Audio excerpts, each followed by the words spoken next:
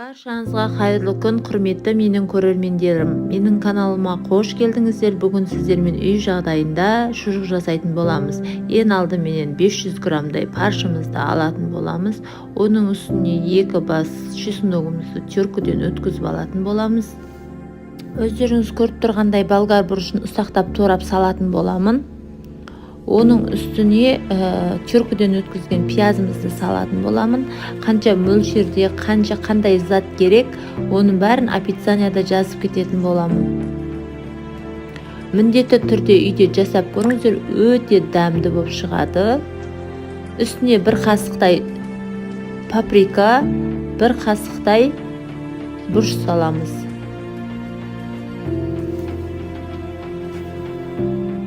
Өздеріңіз көріп тұрғандай, ішіне азырақ тұз салатын боламын, жақсылап араластыратын боламыз. Міндетті түрде үйде жасап көріңіздер, өте дәмі ерекше болып шығады. Менің каналымның дамуына аз да болса өз үлестеріңізді қосып, маған тіркеліп, комментария жазып кетуді ұмытпаңыздар. Осындай қазақша контенттердің дамуына және де сіздердің қолдауларыңыз өте маңызды. Мен сіздерге алдағы уақытта керемет рецепттермен бөлісетін боламын. Жақсылап араластырып, осылай жақсылап мыжыңыздар. Өйткені ішінде тұздары еріп, приправалары бойына сіңіп, дәмі ерекше шығу үшін осылай араластыру маңызды. 200 граммдай сүт қосып жіберіңіздер, сонда сұйықтау болады. Сұйықтау болғанда шекке тыққан кезде оңай тығылатын болады. Шекке салған кезде нығыздап салатын боламыз. Өйткені кескенде әдемі кесу үшін нығыздап, ауа қалдырмай ішінде жақсылап салатын боламыз. Осылай малдың ішектерін көп адам тастайды. Оны тастамай осылай жасасаңыздар керемет колбаса шығады. Әр десең ысырап болмайды. Әр десең керемет тағам, қолдан жасалған шұжық жасайсыздар. Өйткені базардан сатып алғаннан гөрі өздеріңіз қолдан жасасаңыздар керемет дәмі ерекше болып шығады. Құрметті менің көрермендерім, алда 2024 жыл келе жатыр, аяқ басқалы тұр. Құда қаласа әр отбасыға амандық, дендеріңізге саулық тілеймін. Еліміз аман, жұртымыз тыныш болсын. Тек осындай бейбітшілік заманда өмір сүре берейік. Құда қаласа тек жақсылығымен кесін. Барлық отбасыға амандық, денсаулық, байлық тілеймін. Барлықтарыңыз осы 2024 жылы армандаған армандарыңыз, тілеген тілектеріңіз орындала берсін. Бай қуатты болайық. Тек жақсылық тілеймін барлықтарыңызға.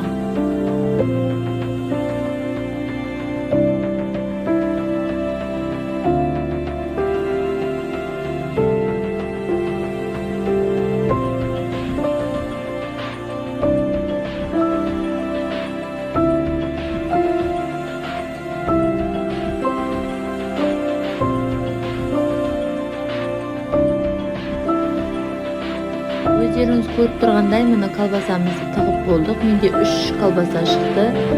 Енді осының ішін жақсылап ауасын шығаратын боламыз. Жақсылап ауасын шығарыңыздар. Өте дәмі ерекше колбаса болады екен. Үйде міндетті түрде жасап көріңіздер. Балдарыңыз сүйсініп жеп қоятын болады. Қонақ күтсеңіздер, қонаққа да қойсаңыздар керемет.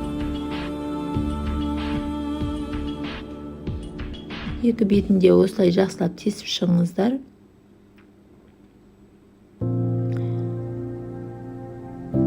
Бұны енді 2 күн, 3 күнге ғана шыдайды, көп шыдамайды. Өйткені ішінде пияз бар. Ары кетсе 3 күнге ғана шыдайды. 3 күнде жеп қоюларыңыз керек. Одан артыққа шыдамайды, ішінде пиязы болғандықтан. Өздеріңіз көріп тұрғандай суды қайнатып алдым. Алдын ала енді судың ішіне салып, баяу отта жақсылап қайнататын боламыз.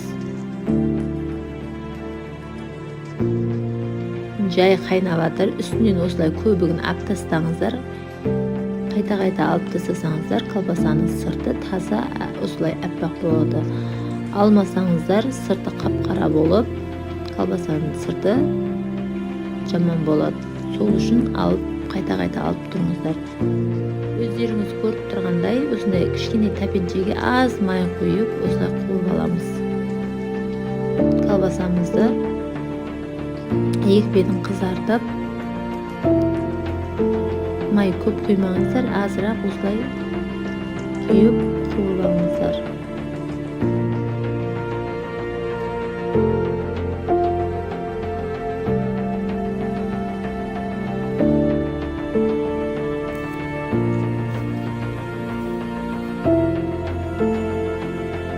Көріп тұрғандай біздің колбасамыз, яғни шұжығымыз дайын болды. Домашний шұжығымыз өте дәмі ерекше болып шықты. Үйде міндетті түрде жасап көріңіздер. Ұнайды деген сенімдемін. Өте дәмі ерекше.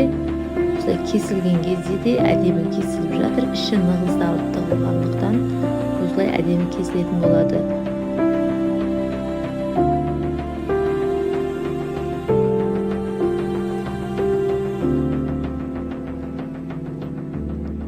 Өте дәмі күшті болып шықты. Осылай қонақтарға, болмаса балдарыңызға осылай жасап беріңіздер. Менің видеом ұнаса, комментарий жазып, лайк басып, мені қолдап кетіңіздер. Осындай қазақша контенттердің дамуына аз да болса өз үлестеріңізді қоса кетіңіздер. Өте керемет, өздеріңіз көріп тұрғандай, дәмі де ерекше болып шықты. Қош сау болыңыздар.